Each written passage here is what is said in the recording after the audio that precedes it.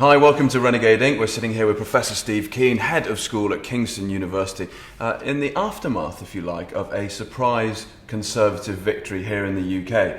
And somewhat strangely, if you like, Steve, you're quite happy that the Conservatives have won. Well, I mean, to my way of thinking, looking at the two parties, what they were campaigning on, and because there's social policy differences between them, and I'm going to wear, as a member of the Higher Education Authority, I'm going to wear the impact of them cutting back on spending on universities and so on. So that's not going to be nice.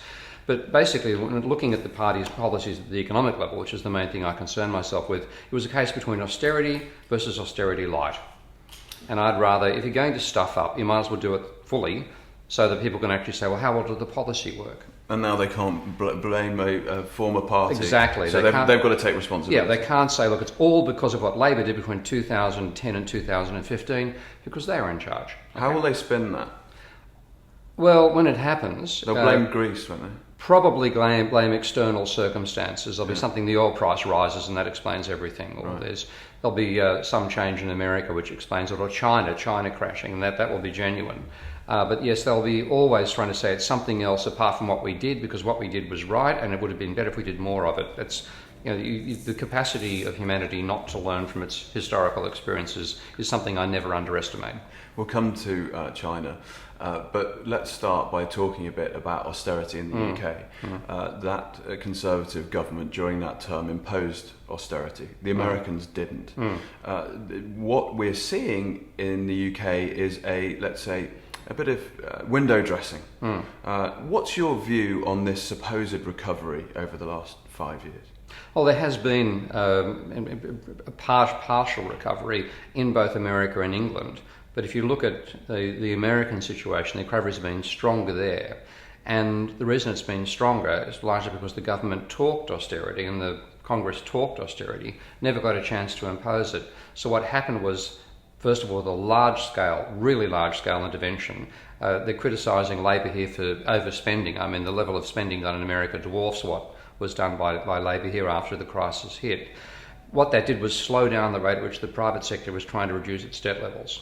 So you had a very deep fall, and that's, with its private sector reducing its debt, took money out of the economy, took demand out of the economy.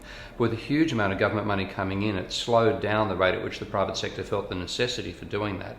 And you've gone back now very smoothly from a period of deleveraging by the American private sector back into re-leveraging. And as they're borrowing money, they're adding to demand and income in the economy. It's not going to work forever, because we've got too much private debt and they're adding to it again, so it's not a long-term solution. But in terms of getting out of the slump, it was much more immediate than what happened in England.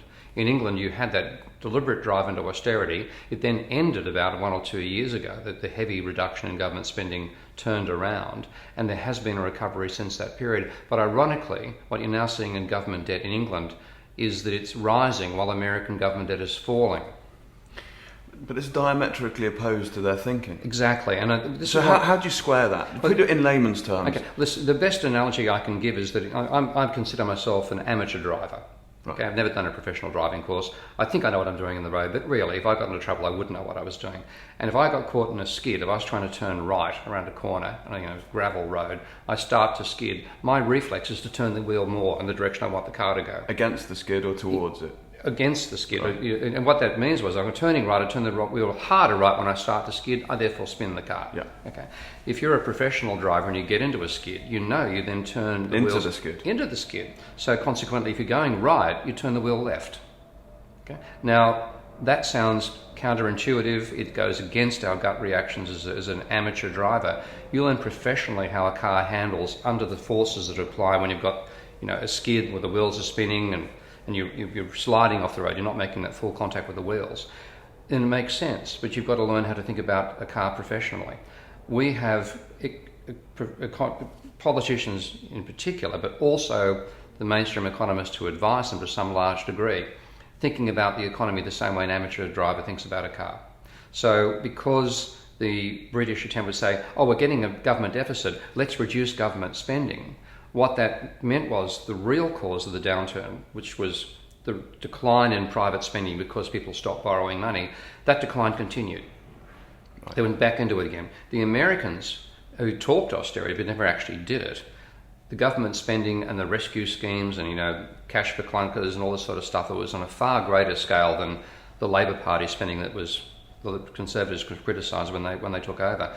That spending by the government plus what they call automatic stabilisers, the fact that when you have lower income for the private sector, taxes fall, when you have more unemployment, government spending rises. Those buffers that the government sector provides, if they don't fiddle with them, meant that the private sector's debt reduction program ended more rapidly than it would have done otherwise, and now the private sector's borrowing again.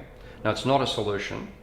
They're saying we have far too much private debt, we have to reduce it, and rising private debt just means we're going to have another bust at some time in the not particularly far future. But in the temporary guys, if you're looking at what government policy should be to end a depression, which is what this was, okay, and is, then the policy is not cutting government spending, because you'll just continue the private sector reducing its debt levels, taking money out of the economy. The government's trying to do the same thing. The economy is going to decline. And this is what you're saying. This isn't the amateur approach that the mainstream economists. Are you suggesting that George Osborne's an amateur, Steve? Oh dear, I have said, haven't I? Sorry, George. They're all amateurs. I mean, looking at the Labor Party post-mortem, I've forgotten his name, Uma?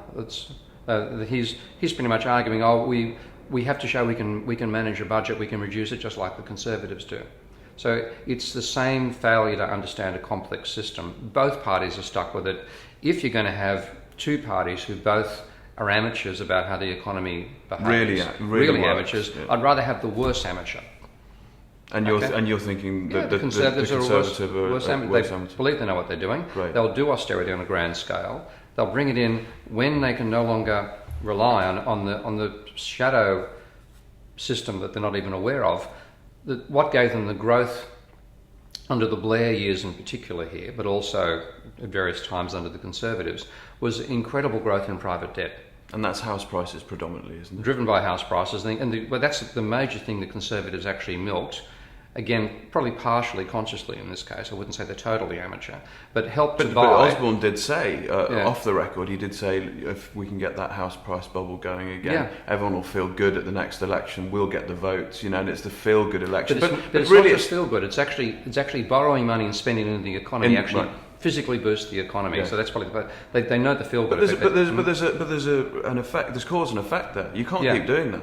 That's right. That's a faux recovery. Well, you can keep on doing it if you can continue selling every property in London to Russian and Saudi Arabian purchasers, which is slim possibility of pulling that off for some time.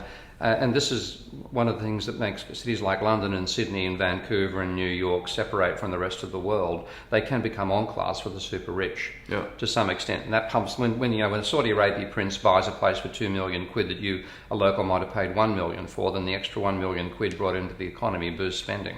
So it can work for a while. I wouldn't.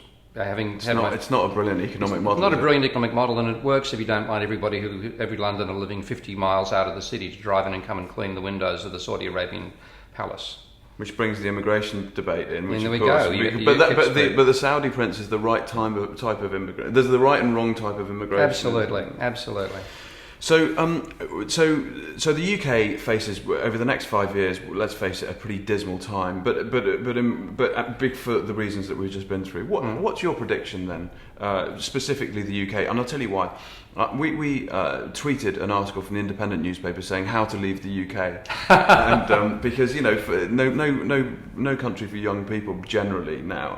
That's actually a change. That's a change. Not no country for old people, no country for young people. Yeah, because this election really was the biggest demographic. The chasm between say the baby boomer generation and everyone else coming through was significant. Yeah.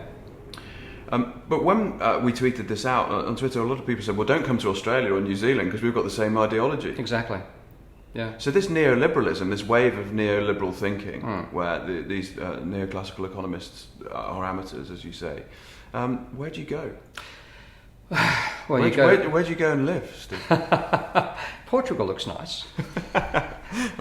It's places where they well and truly have busted the bubble, because the reason neoliberalism appeared to work was because there was rising private sector leverage, driving up the economy, driving up house prices, driving up shares. The disconnect you can get between asset prices and income when it's driven by leverage can only go so far so long as your main source of that income is domestic money. When it's foreign money, as with Russian and Saudi buyers here and Chinese and American buyers of Australian real estate, then it can go on for a bit longer. Okay, but it tends to get more and more focused because people, wealthy Chinese buyers aren't buying in Burke. If people know where Burke is in Australia. No, I have no okay, idea. Well, let's say what's the British equivalent? Or what's the American equivalent? Oh, let's say, well, Coventry might be the British equivalent. Would that do? Yeah, all right. Okay. I don't know how to do the American equivalent of that. Oh, it'd be Arkansas somewhere, or Tallahassee. Who cares? But they don't buy in the where the mass of the country is, and when you have as distributed a population as America's got, and you'll get bubbles. And in the San Francisco's, the Los Angeles, and the New York, you'll get depressed prices elsewhere. Same thing in England. You see the huge gap between house prices in London and the rest of the country. And that the economic hinterland everywhere else, really. Yeah. You go up to Liverpool, you can see that, or anywhere up to the north of Birmingham, you can see the scar tissue of the. Yeah. It certainly is. It's not an industrial revival, and that's what fundamentally that's what you need. But you're not going to get it when you're living in a bubble world. So neoliberalism works while the bubble's inflating. We've now reached the scale that applied in Japan, where the bubble reached maximum bubble, and then it's been coming down ever since. Like Japan's private debt peaked at 225% of GDP back in the mid-90s. And where are we now here? Japan's 175% now. England's much the same. England hit about 200%, it's down to about 180, I think, now. And so what you've seen happening most of the time since the crisis hit is the private sector reducing its debt levels. But because GDP is barely growing and often falling, that meant that you've got the ratio tends to flatline. And that's what we're seeing. We've seen in Japan for 25 years. It's flat. The ratio of private debt to GDP in Japan has flatlined for something like 15 years now, 10 to 15 years. And they've only been sustained by the huge trade surplus they run. England doesn't have that. We don't have a trade surplus. Exactly. So you can have a private sector bubble pumping money in. That's unreliable because we're at peak debt, so the likelihood of it going up again is limited. You can have a trade surplus, scotch that for England, or the government can run a deficit. Now, if the government's going to run a surplus, while you can't pump up the private sector money anymore, and you're running a trade deficit, you're going to have a slump. So there'll be a period where there'll still be some flow through from the London house price bubble, though that looks like it may have reached its denouement as well. But the economy is going to underperform under strong austerity, probably go backwards. In that situation, if Labor had won or formed a coalition, they could be blamed for not doing it right. So if the Conservatives do it, they'll do it right, and we can now say, well, it wasn't the party in control, it was the policies that were being followed. He who laughs last. Yeah, exactly. Laughs longest. Yeah.